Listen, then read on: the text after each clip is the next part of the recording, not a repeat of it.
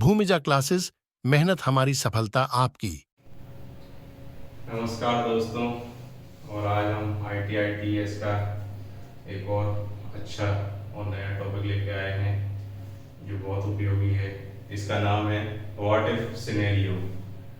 What मतलब नाम से देखें तो हमें इसका काम समझ में आ जाएगा। व्हाट मतलब होता है क्या, और इफ मतलब होता है यदि। सिनेरियो का मतलब परिदृश्य होता ही है। मतलब सीधी सीधी सी बात इसमें कि क्या होगा यदि हम कुछ चेंज करते हैं तो। ठीक है, यहाँ क्या लिखा है, यह एक मानों का मतलब वैल्यूज का सेट है। अलग अलग मान होते हैं, उनका एक सेट जो होता है उसको क्या बोला जाता है, परिदृश्य या सिनेरियो, जो स्प्रेडशीट में गणना में उपयोग किया जाता है। आउटपुट की गणना के लिए इन मानों का उपयोग किया जाता है, परिदृश्यों का उपयोग किया जाता है। परिदृश्य को एक नाम दिया जाता है, परिदृश्य का एक नाम देंगे हम। टूल ऑप्शन में जाएंगे, वहां पे क्लिक करेंगे तो व्हाट इफ सिनेरियो आएगा। सिनेरियो लिख के आता है हमारे पास, केवल सिनेरियो मिलेगा। टूल्स में जैसे जाएंगे, सिनेरियो पे जैसे ही क्लिक करेंगे तो एक डायलॉग बॉक्स खुलेगा और उसमें हमें अपने सिनेरियो का नाम देना रहता है, जो भी हमें अच्छा लगे। तो एक नाम देना रहेगा। उसके अलावा एक शीट पे, एक स्प्रेडशीट पे कितने ही परिदृश्य बनाए जा सकते हैं, एक से ज्यादा परिदृश्य हम बना सकते हैं। फायदा क्या है एक ही शीट पे बनाने का। अगर हम अलग अलग शीट पे बनाएंगे तो हमें बार बार अलग अलग शीट पे जाना पड़ेगा।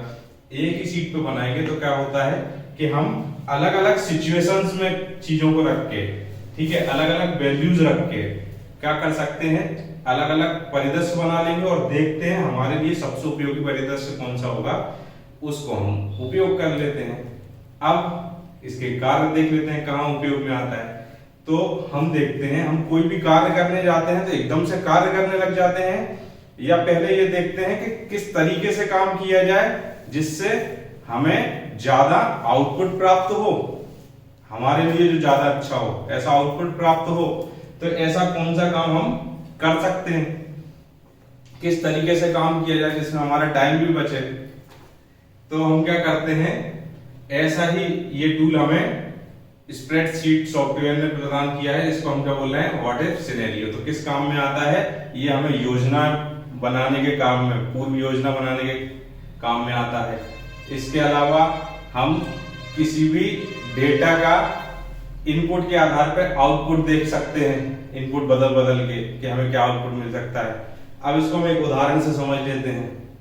उदाहरण के से समझने के लिए बहुत सारे लोगों ने एक चीज देखी होगी कि बैंक से लोन लिए जाते हैं, कार लोन हो गया, होम लोन हो गया, ऐसे पर्सनल लोन हो गए, ठीक है, या फिर लोन नहीं ले रहे तो इन्वेस्टमेंट करते हैं लोग, SIPs में इन्वेस्टमेंट करते हैं, म्यूचुअल फंड्स में इन्वेस्टमेंट कर रहे हैं।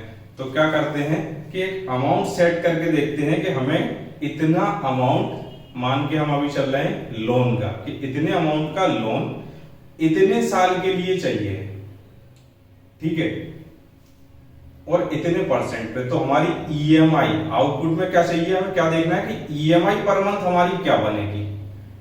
तो वो कैलकुलेटर, जो EMI कैलकुलेटर होता है, उसको हम जैसे इनपुट देते हैं वो हमें आउटपुट दे देता है कि EMI इतनी बनेगी। ये एक परिदृश्य आ गया। कैसे आ गया एक परिदृश्य, कि हमने माना कि हमें 10 लाख रुपए का लोन चाहिए, 10% के ब्याज पे चाहिए और 10 साल तक के लिए चाहिए। तो हमारे पास एक EMI आउटपुट आएगा कि मान लीजिए 10,000 रुपए पर मंथ की EMI आ रही है।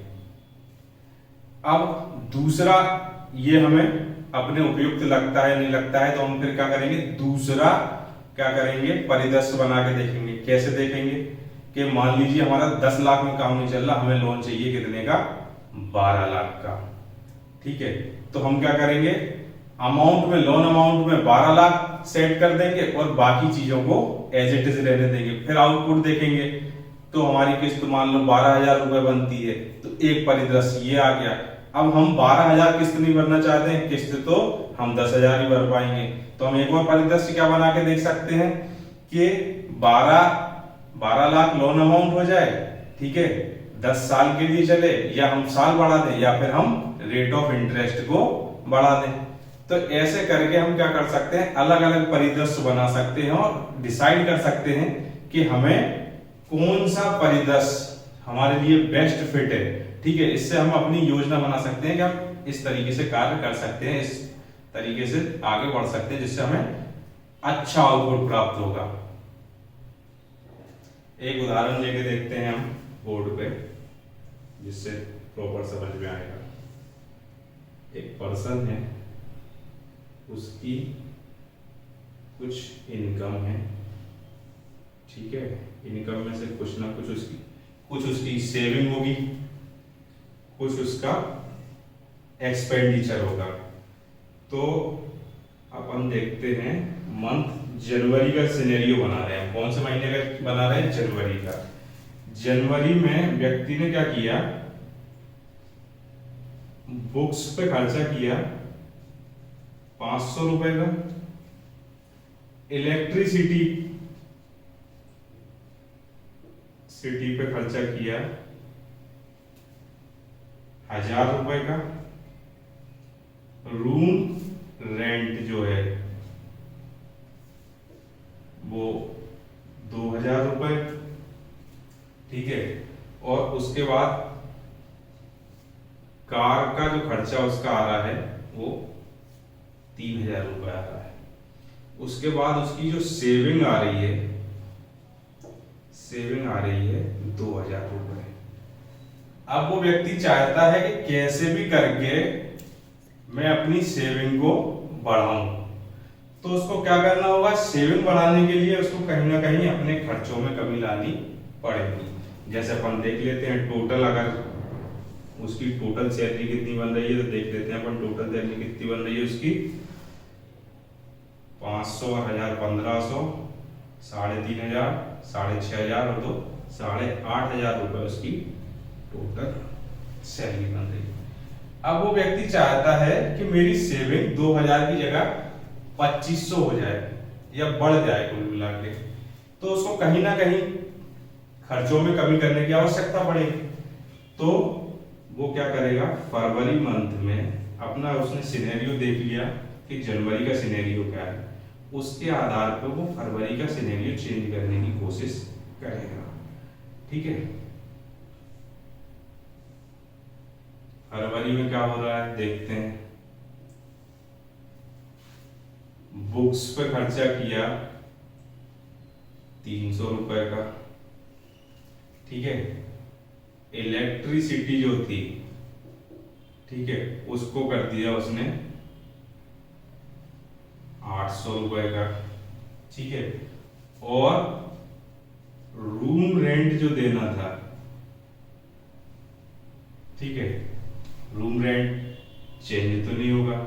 हाँ, हो सकता है अगर वो व्यक्ति चेंज कर दे, कहीं और रूम देख ले कम का। तो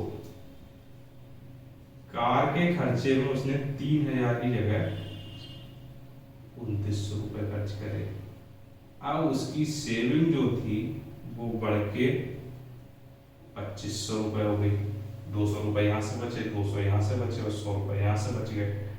टोटल उसकी जो था वो 8500 होगा।